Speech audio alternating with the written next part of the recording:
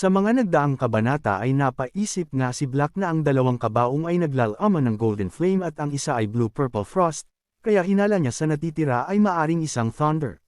Samantala nakilala naman na ni Xiao Chen ang tatlong sinaunang nilalang na ito kaya naman sinabi niya kay Black na alam niya na kung sino ang mga nilalang na ito. Excited namang tinanong ni Black na kung sino ang mga nilalang. Agad naman na sumagot si Xiao Chen na sila ang tatlong saint sa mga sinaunang kataas-taasang nilalang na nagtataglay ng kapangyarihan ng tatlong pinakamataas na elemento. Na ang isa sa tatlong saints, ang kataas-taasang Xuanming, na may hawak na apoy. Frostheart Supreme na mamahala sa hamog na nagyayelo. Para sa pangatlong nilalang, hindi ito Thunder. Ito ay ang walang hanggang kataas-taasang nilalang na maaaring magbalik ng buhay at lumikha ng kakaibang buhay. Namangha naman si Black sa sinabi ni Xiao Chen kaya naman kanyang nasabi na kakaibang buhay. Hindi ba't ang kapangyarihan ng walang hanggang kataas-taasang nilalang ay kayang lumikha ng mundo? Hindi naman ito itinanggi ni Xiao Chen at kanyang sinabi na minsang sinabi sa kanya ng kanyang master ang tungkol sa tatlong sinaunang ekspertong ito, at hindi ko inaasahan na makikita ko ang kanilang mga kabaong ngayon.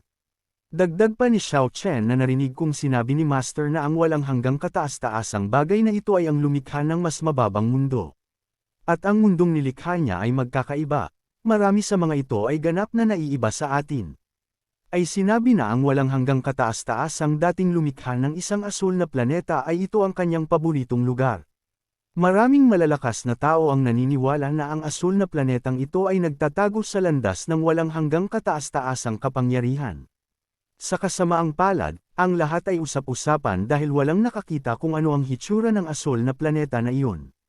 Ngunit natigil naman si Xiao Chen sa kanyang pagkwento dahil may naramdaman siyang mga nilalang na pumasok. Pinagmasdan naman nilang dalawa ang anim na lilitaw sa kanilang harapan.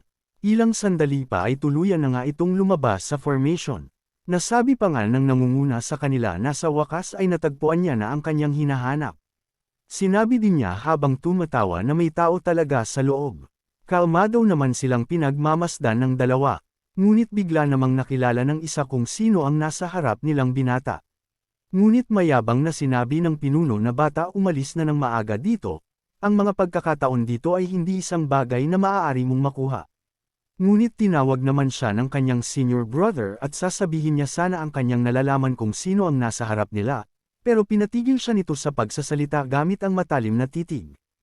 Nainis din ang asong ito dahil sa nakikialam ang kanyang senior brother sa kanya. Ngunit ang hindi niya alam ay gusto lang naman siya nitong balaan na ang kanilang kaharap ay ang Supreme Body Cultivator. Mayabang din na sinabi ng asong ito kay Xiao Chen na kakapatay lang niya ng isang tao at wala siyang plano na pumatay pa ngayon. Sinabihan din niya si Xiao Chen na maswerte ka bata, kaya bakit hindi na lang ito umalis dito. Naging seryoso naman si Xiao Chen kaya naman kanyang tinanong ang aso na kung sino ang pinatay nito. Sarkastiko namang sumagot ang aso na natagpuan niya ang isang bata sa labas at pinatay niya ito. Nagalit naman si Xiao Chen nang marinig niya ito at sinabihan niya ang aso na mahusay kung ganon, kasabay din ito ay pinalabas niya ang kanyang aura. Pinagpawisan naman ng husto ang Phantom nang makita niyang nagalit na ang Supreme Body Cultivator. Kaya naman wala na siyang nagawa kundi balaan ang kanyang big brother na ito ang Supreme Master ng Physical Cultivation. Napalingon naman ang mga hangal na may gulat sa kanilang mga mukha. Hindi rin inaasahan ng aso ito na ang kaharap pala niya ay ang Supreme Body Cultivation. Kaya naman halos mapaatres ang mga ito sa takot habang si Xiao Chen naman ay dahan-dahan na lumapit sa kanila habang naglalabas ng malakas na aura. Nasabi na lang ng Phantom na tapos na sila sa pagkakataong ito dahil galit na ang Supreme Body Cultivator. Ngunit nagmatigas pa din ang aso at kanyang sinabihan ang kanyang mga kasamahan huwag matakot dahil kahit siya ang Supreme Cultivator, ay hindi sila ang kaya nito. Dahil anim sila kaya huwag matakot ang mga ito. Ngunit naghanda naman si Xiao Chen ng kanyang atake upang ipakita kung ano ba talaga ang kanilang sitwasyon ngayon. Agad na din itong pinakawala ni Xiao Chen at nang tumama ito sa mga hangal ay napapikit na lang sila dahil sa lakas nito at sa nakakasilaw na liwanag. Ilang sandali pa ay napalingon ang aso sa kanyang likuran dahil napansin niyang nawala ang kanyang mga nasasakupan. Sinabihan din siya ni Xiao Chen na di ba dalawa na lang ang natitira ngayon. Labis naman ang takot ng dalawa lalong-lalo na ang aso dahil napagtanto niya na wala talaga silang laban pala kahit na lamang sila sa bilang. Lumuhad naman ang Phantom at nagmakaawa siya na huwag siyang papatayin ng Supreme Master ng Physical Cultivation. Habang ang aso naman ay natatakot niyang sinabi na huwag siyang lalapitan ng ating bida. Ngunit seryoso naman siyang sinabihan ni Xiao Chen na ayaw mong mamatay pero pumatay ka ng isang tao na hindi dapat pinatay. Kasabay din nito ay agad niyang inatake ang aso sa mukha dahilan upang mawala ito sa ulirat. Ngunit hindi pa doon nagtatapos dahil biglang inihanda ni Xiao Chen ang malakas niyang suntok at sinabihan niya ang aso na mawawala ka na sa mundo ngayon. Nang pakawalan ni Xiao Chen ang kanyang atake ay naglaho na parang bula ang aso habang ang Phantom naman ay nakaluhod pa din at nagmamakaawa. Paulit-ulit din niyang sinabi kay Xiao Chen na huwag siyang papatayin ng Supreme Master dahil wala siyang kinalaman sa pagpatay at inosente siya. Sinabi din niya na noong magsalita din si Jin Long patungkol sa iyo ay ipinaglaban niya ito dahil nasa likod siya nito noon pa man. Ngunit hinawakan naman siya ni Xiao Chen sa ulo at sinuri niya ang laman ng isip nito. Dito ay nabasa ni Xiao Chen ang laman ng isip ng Phantom. Sinabi nito na ngunit paano niya narinig na ang cultivation ng kataas-taasang master ng pisikal na cultivation ay hindi kasing husay ng dati. Kaya naman sinabihan siya ni Xiao Chen na ngunit ang iyong memorya ay hindi ganito sa iyong sinasabi ngayon. Nagulat naman ang Phantom nang malaman ni Xiao Chen ang kanyang mga iniisip. Ngunit pinatigil naman siya ni Xiao Chen at kasabay nito ang paglabas ng matinding aura sa kamay niya upang patayin na din ang hangal na Phantom. Makalipas pa ang ilang sandali ay makikita na lamang ang alikabok at nabura ang mga hangal ng walang naiwang bakas. Matapos din ito ay sinabihan niya na si Black na magpatuloy na sila sa kanilang ginagawa. Dito ay agad na binuksan ni Xiao Chen ang kabaong at sumambulat sa kanya ang Frost Heart ng makasaysayang nilalang. Agad din niya itong kinuha at kanyang naisip na mukhang hindi ito bagay sa kanya.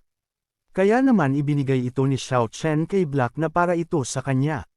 Tuwang-tuwa naman si Black nang mahawakan niya ang Frost Heart. Kaya naman kanya na agad itong sinunggaban upang kanyang maging lakas ang makasaysayang elemento. Nilapitan naman ni Xiao Chen ang natitirang kabaong. At kanyang nasabi na ito na lamang ang natitira at napapaisip din siya na kung ano kaya ang laman nito. Agad niya itong binuksan upang malaman na kung ano ang laman nito. Nang sandaling mabuksan ang kabaong ay sumambulat sa kanilang harap ang berdeng enerhiya na nagmumula sa loob. Nagsaad din si Xiao Chen na ang napakalaking espiritual na enerhiyang ito ay talagang may epekto ng pagpapalusog sa katawan. Napahanga naman si Black nang marinig niya ito kaya naman kanya sinabi na ito ay ang kapangyarihan ng buhay. Ngunit nang makita ni Xiao Chen ang laman ng kabaong ay nagtataka siya na kung ano ang mga bagay na ito. Ngunit habang kanyang itong pinagmamasdan ay nakilala niya na ito. Kaya naman natutuwa niyang sinabi na kung ito ba ang Tree of Life. Na maaari kang magbunga ng kabuuang 9 na bunga ng buhay, bawat isa ay katumbas ng isang life ball. Labis naman ang tuwa ni Black nang kanya itong marinig kay Xiao Chen dahil malaking tulong ito sa kanila sa anumang panganib. Habang inilalagay ito ni Xiao Chen sa kanyang storage ring ay kanyang sinabi na gayunpaman, magtatagal na magbunga ang punong ito ng buhay. Sinabi din niya kay Black na pagkatapos bumalik ay hayaang dahan-dahan itong pakainin ni Xuanfeng. Kinuha na din ni Xiao Chen ang isang pangbagay na kasama ng Tree of Life. Nang kanya itong masuri ay kanyang sinabi na ito ay tila isang napakakomplikado at matalinong mekanismo. Kung ito ay sapilitang binuksan, ito ay maaaring hindi katumbas ng halaga ang pagkawala. Samantala tinanong naman ni Black si Xiao Chen na kung sa tingin ba ni Xiao Chen ay magagawa itong buksan ni Qi Shen. Sinabi naman ni Xiao Chen na ito ay isang kasangkapan ng Diyos. At para sa planong ito, ay maari lamang nila itong subukan. Matapos din na makuha nila Xiao Chen ang mga kayamanan ay kanyang pinasalamatan ang 3 maalamat na senior. Sinabihan na din ni Xiao Chen si Black na umalis na sila at hanapin ang kasangkapan ng Diyos upang subukang buksan ang mekanismong bagay. Agad silang nag-teleport palabas ng kailaliman. Samantala sa kabilang banda naman sa pangalawang palapag ay bahagyan nagkakaroon na ng reaksyon ang mga nilalang na nasa kabaong.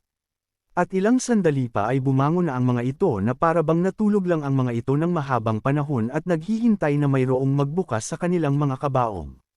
Isa-isang nagsitiyuan ang mga nilalang sa kanilang kabaong. At ang isang magandang babae naman kanina ay biglang napalitan ang kanyang kasuotan ng magising ito. At nang makatayo siya ay sinuri niya agad ang buong silid ng palapag. Habang ang ibang mga nilalang ay nakatayo na din. Dahil nakarating ka na sa part na ito ay inaanyayahan kita na pindutin ang like at mag-subscribe at i-on ang notification bell. At kung gusto mo naman na suportahan ng matindi ang bidang hangal na ito ay maaari mo ding pindutin ang super thanks sa ibaba para mas lalong ganahan ang hangal na ito. Maraming salamat mga bida. Sa kabilang banda naman sa lungsod ng Kishan na kung saan nakarating na dito sina Xiao Chen at Black. Sinabi din dito ni Xiao Chen na hindi niya alam kung kamusta na yung babaeng iyon ngayon at si Qi Shen. Sinabi din niya kay Black na mas mabuting tignan na lang nila ito upang malaman. Habang naglalakad sila sa lungsod ay may nakapuka naman ng atensyon ni Xiao Chen. Isang lalaki na may pambihirang kaluluwa sa kanyang katawan. Napatingin din naman ang lalaki sa ating bida. Sinabi din ni Black na hindi ba ito ang lalaki na gusto ni Ling Euro. Nagising na ba talaga siya? Ngunit sinabi naman ni Xiao Chen na hindi na siya si Chumu, may isa pang kaluluwa sa katawan niya na medyo kawili-wili. Napangiti din si Xiao Chen at kanyang sinabi na subukan natin siya. Dagdag kaalaman ng katawan ng lalaking ito ay nagngangalang Chumu na kasintahan ni Euro na isang lumpo. Ngunit dahil sa kaluluwa na pumasok sa kanyang katawan na nagmula sa heavenly list ni Xiao Chen ang kanya itong bisitahin. Samantala napaisip ang lalaking ito nang makita niya si Xiao Chen na napakalakas ng taong ito. Dagdag pa niya na pagkarating niya sa mundong ito ang unang pagkakataon na nakatagpo siya ng ganitong nakakatakot na pag-iral. Nagpakiramdaman naman ang dalawa nang magkasalubong ang mga ito. At nang makalagpas ang lalaki ay agad naman na lumingon si Xiao Chen sa lalaki. Sinabihan din niya si Black na mukhang nakakaramdam ang batang ito ng kanyang aura. Dagdag pa niya na parang nakakamangha ang lalaking ito sa kanyang nakaraang buhay. Napagpasyahan din ni Xiao Chen na sundan nila ito. Nagpatuloy ang pagsunod nila Xiao Chen sa lalaki. Ngunit naramdaman naman sila ng lalaki kaya naman bahagya niya itong tinignan. Ilang sandali pa ay huminto na ang lalaki. At kanyang sinabi kay Xiao Chen na matagal na siyang sinusundan ng isang kamahalan. Kaya naman lumabas na ito. Agad naman na lumabas sina Xiao Chen at kanyang sinabihan ang lalaki na mayroon kang mahusay na mga kasanayan sa paggalugad ng mga tao. Nagtanong naman ang lalaki na kung sino nga ba ang kamahalan. Ngunit hindi naman siya sinagot ni Xiao Chen, bagkus ay inutusan ni Xiao Chen si Black na subukan ang lalaking ito. Agad naman na nagpalit ng anyo si Black sa kanyang orihinal na katawan. At nang makita ito ng lalaki ay napangiti siya dahil mukhang sinusubukan siya nito. Hindi naman na nag-aksaya ng oras si Black at kanya nang inatake ang lalaki. Naiwasan naman ng lalaki ang ginawang atake ni Black dahil lamang siya sa bilis nito. Sinabi naman ni Black na ang pamamaraan ng katawan na ito ay napakalakas, ang Tianjia. Nagtaka naman si Xiao Chen nang marinig niya ang Tianjia Jepin dahil nakita niya ang paraan na ito sa general. Agad na umatake ulit si Black ngunit sa pagkakataong ito ay ginamitan niya na ng pamamaraan. Gayunpaman madali lang naman itong naiwasan ng lalaki. Ngunit habang tumatagal ang kanyang pag-iwas ay bahagya na siyang naiinis kaya naman sinabi niya na ikaw ang may gusto nito na may gawin na siya. Sa puntong ito ay gumamit na ng pamamaraan ang lalaki at lumabas sa kanyang likuran ang isang bagay na naglalabas ng enerhiya. Inipon din niya ito sa kanyang kamay at ginamit niya itong pang-atake kay Black. Nang hinayang naman si Black nang makita niya ito kaya naman napagpasyahan niya na gamitan na din itong ng kanyang abilidad. Agad niyang ibinuka ang kanyang bunganga at lumabas ang malakas na puwersa dito kaya naman napatigil ang lalaki sa kanyang pag-atake. At hindi lang dito dahil dahan-dahan din siyang nawawalan ng malay. Ilang sandali pa ay tuluyan na itong nawalan ng malay. Napahawak naman si Xiao Chen sa kanyang ulo at kanyang sinabihan si Black na sinabi ko na sayo na panatilihin itong ligtas. Sinabi naman ni Black na masyado na siyang nagiging maluwag. Pagkatapos noon ay sinuri na ni Xiao Chen ang katawan ng lalaki upang makita kung anong uring kaluluwa ang nasa katawan nito. Dito ay nagpatuloy ang ginagawa ni Xiao Chen. At ilang sandali pa ay nagkaroon na ng resulta ang ginagawa ni Xiao Chen na kung saan lumabas ang isang bagay sa katawan ng lalaki at naglalabas ito ng enerhiya. Agad naman na binasag ito ni Xiao Chen at inilabas niya ang kanyang aura. At inilagay sa noo ng lalaki upang makita niya ang pinagmulan nito. Napangiti naman si Xiao Chen dahil nagkaroon agad din ito ng resulta. Nagtanong naman si Black na kung ano na ang nangyayari. Ngunit tinanong naman siya ni Xiao Chen na kung naaalala pa ba ni Black ang minsang sinabi ni Senior Han Yuan na ang ating pag-unawa sa langit at lahat ng kaharian ay isang aspeto lamang. Kanya ding sinabi na ang batang ito mula sa ibang planeta ay hindi kabilang sa ating mundo. Dagdag pa ni Xiao Chen na ang mundo ng batang ito ay iba sa atin, kung saan ang pinakamalakas na tao ay tinatawag na makalangit na Panginoon.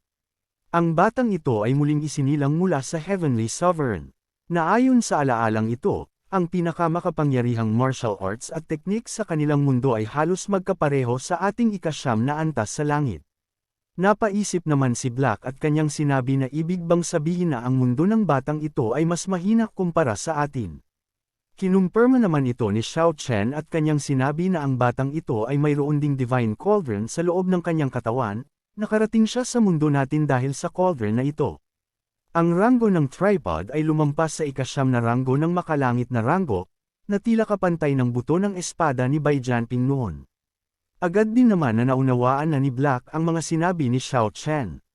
Ngunit napangiti naman si Xiao Chen dahil kahit papaano ay nagustuhan niya ang bata. Sinabihan din niya ang bata na nasa katawan ni Chu Mu na magmadali at magsanay. At sinabihan din niya ito na kapag bumalik ka sa makalangit na Panginoon, babalik ako at bibigyan kita ng malaking sorpresa. Makalipas ang ilang mga sandali ay nakarating na si Xiao Chen sa mansyon ni Qishen. At nang makita naman ni Qishen si Xiao Chen ay agad siyang nagbigay ng pugay dito. Sinabihan naman siya ni Xiao Chen na ilang buwan na kitang hindi nakikita Qishen. Kanya ding sinabi na si Rongguang ay medyo nagpalit ng buhok ng bahagya. Napatawa naman si Qishen at kanyang sinabi na huwag na siyang biruin ng ating bida. Inihagis naman ni Xiao Chen ang mekanismo at kanyang sinabihan si Qishen na tignan nito ang bagay na ito. Nang makita naman ito ni Qishen ay kanyang nasabi na ang mekanismo ay talagang walang uliran at kahanga-hanga. Tinanong naman siya ni Xiao Chen na kung magagawa ba niya na mabuksan ang bagay na ito. Seryoso namang sinabi ni Qishen na susubukan niya ito. Kasabay din nito ay kanyang inilabas ang kanyang magic tool. At nang kanya itong nilapag sa sahig ay bigla itong lumaki. Inihanda din niya ang kanyang sarili dahil hindi basta-basta ang mekanismo. Agad din niyang inilagay ang mekanismo sa kanyang magic tool. Agad niyang inihanda ang kanyang pamamaraan at lumabas ang gintong aura sa silid. Matapos ang kanyang paghahanda ay agad niya na itong sinubukang analisahin. Makalipas pa ang ilang sandali ay bakas sa kanyang mukha na nahihirapan na ito. Tinanong naman ni Black si Xiao Chen na kung ano ang ginagawa ni Qishen. Agad naman na ipinaliwanag ni Xiao Chen na ito ang natatanging pamamaraan ng Diyos ng artifact, na maaaring magsuri at mag-crack ng anumang mekanismo o formation. Naniniwala din siya na tiyak na nahaharap siya sa matinding paghihirap sa sandaling ito. Ibinalik ang eksena kay Qishen at makikita na nahihirapan na ito dahil sa lubhang kakaiba ang mekanismong dala ni Xiao Chen. Makalipas pa ang ilang sandali ay napasuka na lamang ito ng dugo. Ngunit matagumpay niya namang nabuksan ang mekanismo at naglabas ito ng malakas na enerhiya. Ipinakita din ang hitsura ng mekanismo kapag ito ay nabuksan na. Sinabi din ni Qishen kay Xiao Chen na tapos na ang kanyang trouble. Agad naman na nagpasalamat si Xiao Chen sa pagsusumikap ni Qishen na mabuksan ang mekanismong ito at nagdulot sa iyo ng maraming pagsisikap. Ibinigay din ni Xiao Chen ang pil na ito ay dapat makapagpagaling sa kanyang mga pinsala. Agad naman na kinuha ito ni Qishen at kanya agad itong kinain upang bumalik ang nawala niyang lakas at gumaling ang kanyang pinsala. Bago pa man siya umalis ay nagpasalamat si Qishen sa ibinigay na pil nito sa kanya. Agad na din siyang tumalikod at umalis sa silid upang magkaroon ng oras ang ating bida sa mekanismo. Nang makaalis si Qishen ay agad na kinuha ni Xiao Chen ang mekanismo, muli naman itong naglabas ng makapal na enerhiya. Natuwa naman si Xiao Chen dahil makikita niya na ang nasa loob ng mekanismo.